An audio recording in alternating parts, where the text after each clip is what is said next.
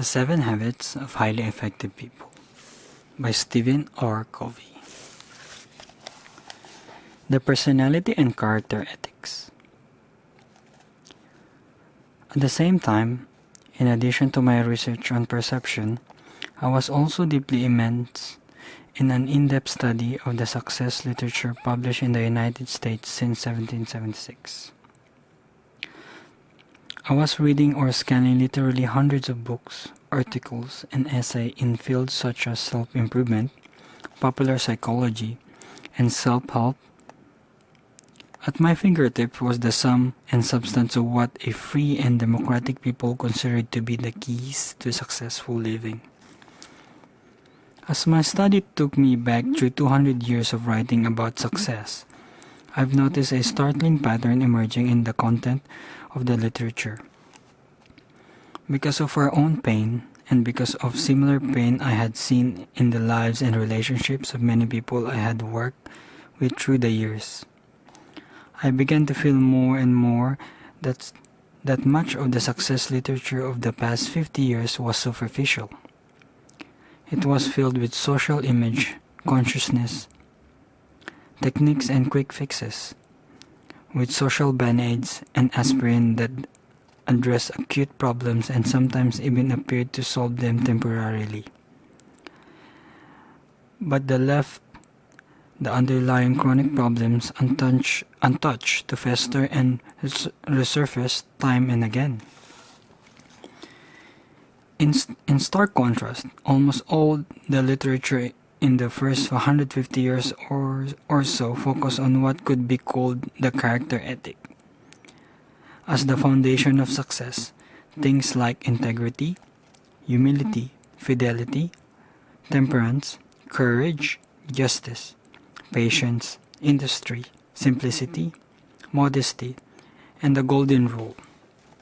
Benjamin Franklin's autobiography is representative of that literature. It is, basically, the story of one man's effort to integrate a certain principles and habits deep within his nature. The character ethic taught that there are basic principles of effective living, and that people can only experience true success and enduring happiness as they learn and integrate these principles into their basic character. But shortly after World War I, the basic view of success shifted from the character ethic to what we might call personality ethic. Success became more a function of personality, of public image, of attitudes and behaviors, and skills and techniques that lubricate the process of human interaction. This personality ethic essentially took two paths. One has human and public relation techniques, and the other was positive mental attitude, PMA. And some of this philosophy was expressed in inspiring and sometimes valid maxims such as, your attitude determines your attitude, smiling wins more friends than frowning, and whatever the mind of a man can conceive and believe it can achieve.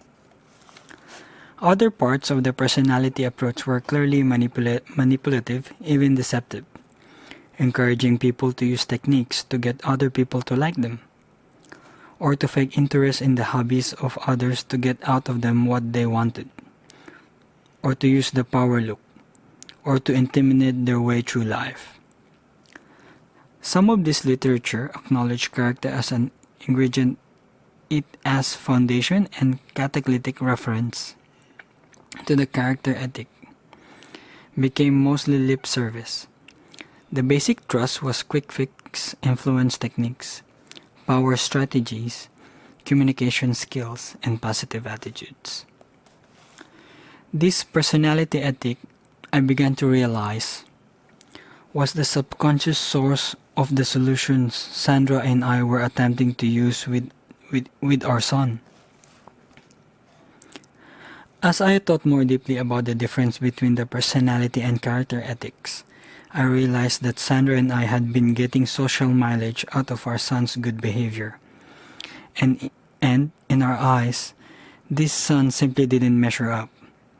Our image of ourselves and our role as good caring parents was even deeper than our image of our son and perhaps influenced it. There was a lot more wrapped up in the way we were seeing and handling the problem than our concern for our son's welfare. As Sandra and I talked, we became painfully aware of the powerful influence of our own character and motives and of our perception of him. We knew that social comparison motives were out of harmony with our different values and could lead to conditional love and eventually to our son's lessened sense of self-worth. We are determined to focus our efforts on us, not on our techniques, but on our deepest motives and our perception of him. Instead of trying to change him, we try to stand apart.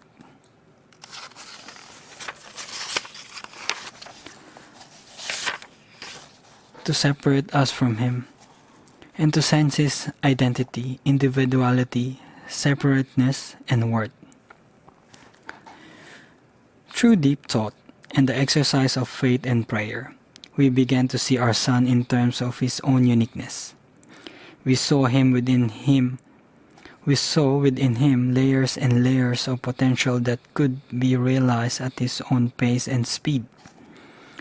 We decided to relax and get out of his way and let his own personality emerge. We saw our natural role as being to affirm, enjoy, and value him. We also conscientiously work on our motives and cultivate internal sources of security so that our own feelings of worth were not dependent on our children's acceptable behavior. As we loosen up our old perception of our son and develop value-based motives, new feelings began to emerge. We found ourselves enjoying him instead of comparing or judging him. We stopped trying to clone him in our own image or measure him against social expectations. We stopped trying kindly, positively, manipulate him into an acceptable social mode. Because we saw him as fundamentally adequate and able to cope with life, we stopped protecting him against the ridicule of others. He had begun nurtured on his own protection. So he went through some withdrawal pains, which he expressed and which we accepted, but did not necessarily respond to. We don't need to protect you, was the unspoken message. You're fundamentally okay. As weeks and months passed, he began to feel quite confident and affirm himself. He began to blossom at his own pace and speed. He became understanding as measured by standard social criteria. Academically, socially, and athletically, at a rapid clip far beyond so-called natural development process. As years passed, he was elected to several student body leadership positions, developed into an all-state athlete, and started bringing home straight A report cards. He developed an engaging and guideless personality that has enabled him to relate in non-threatening ways to all kinds of people. Sandra and I believe that our son's socially impressive accomplishments were more a stupendous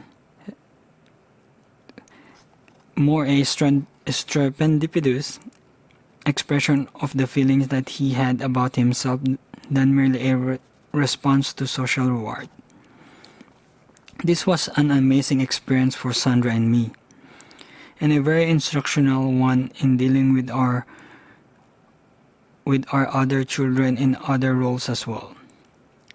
It brought our awareness on a very personal level. The vital difference between the personality ethic and the character ethic of success. The Pessimists express our conviction well. Search your own heart with all diligence, for out